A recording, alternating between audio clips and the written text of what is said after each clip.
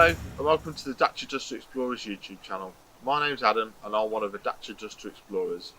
In these videos you'll see myself and other explorers driving green lanes, commonly known as the hobby of green laning. Some of these lanes can be easy, some can be incredibly difficult if not dangerous, but all offer a beautiful feeling of escapism. If you have any doubt about the green lane you're driving, get out and walk the lane first, making a mental note of places to turn around if needed and thinking about strategies to overcome difficult sections, because reversing after a failed attempt to get along the lane can be incredibly difficult and very risky. We abide by the Green Lane Association Glass Code of Conduct for driving these lanes and respect all others using the lanes, including horse riders and walkers, as we all have a part to play in keeping these routes open for everyone. If you're thinking of green laning yourself, please consider joining the Green Lane Association to help fight to keep these lanes open and to help you understand more about this hobby. They also have a Trailwise 2 website which will significantly aid in your planning.